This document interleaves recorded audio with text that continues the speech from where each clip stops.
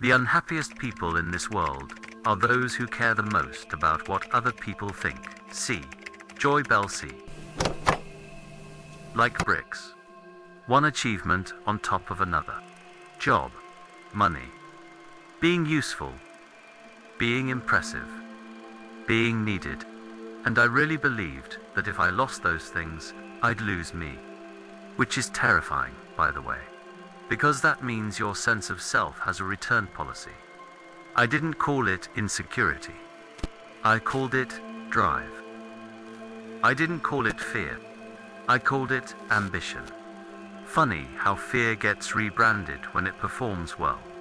Here's the uncomfortable thought that ruined my week the first time it hit me. If my worth disappears the moment my circumstances change, was it ever real to begin with? Because let's be honest, most of us aren't asking, who am I? We're asking, what do I need to become so I don't feel disposable? And that question quietly controls everything. Nobody wakes up as a kid thinking, I need to earn the right to exist. That comes later. It starts subtle. You get praised when you behave. You get attention when you perform. You get love when you don't make things difficult. So you connect the dots like a good little human. Approval equals safety. I learned early that being low maintenance was valuable. Being impressive was valuable. Being quiet when I was hurting, apparently very valuable. School just formalized it. Grades. Rankings. Scores. Congratulations, you are now a number with a personality. And once that system sinks in, adulthood just swaps the props. Grades become salaries. Gold stars become likes. Teachers become bosses. And suddenly, what do? Isn't curiosity its evaluation check? I've asked that question. And I've felt the answer change. How I respected someone. So no, this isn't a society is evil speech. I helped build the machine that messed me up. Achievement feels good. Let's not pretend otherwise. But it's the kind of good that fades fast. Like sugar. Or validation from someone who doesn't know you. I remember hitting goals I swore would finally make me feel solid. And the relief lasted, what? A week? A month? Then it was gone. And suddenly the same achievement that once felt heroic became the bare minimum. That's when it clicked. This wasn't fulfillment. This was tolerance. The dosage had to increase. And that's the trap. You don't notice you're running until stopping feels like death. Because stopping would mean facing the question you've been avoiding. If I'm not producing, am I still allowed to be here? We measure everything now. Steps. Productivity. Engagement. Income. Influence. So of course, we started measuring ourselves. But think about how insane that is. You don't measure the value of a sunset by how many people photograph it. You don't ask what a mountain does for a living. Yet somehow, you need metrics to justify oxygen. And once worth becomes measurable, it becomes comparable. Which means someone always wins. And someone always loses. And even when you win, you still lose, because now you have something to defend. I didn't realize how exhausted I was until I noticed I never felt off stage. Always optimizing. Always adjusting the mask. Always checking the invisible scoreboard. And the cruel part. Nobody was watching as closely as I thought. The audience was in my head. And the judge was brutal.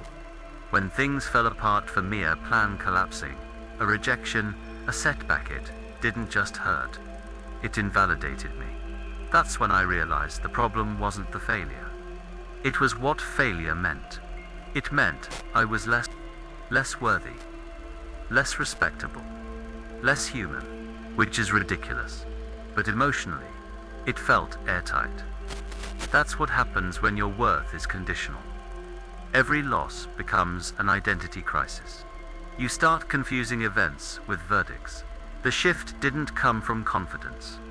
It came from exhaustion. I got tired of negotiating with life. Tired of proving I deserved space. Tired of turning everything I did into evidence. So I tried something uncomfortable. I stopped fixing myself for a moment. I sat still. No productivity. No improvement. No working on myself. And the anxiety was immediate. Loud. Accusatory. That voice didn't say, "You're lazy." It said, "If you stop, you disappear." That's when I knew this wasn't motivation. This was fear wearing a suit. Here's the strange thing nobody tells you. When you stop measuring yourself, you don't vanish. There's still something here. Aware. Breathing. Present. Not impressive. Not optimized. Just real.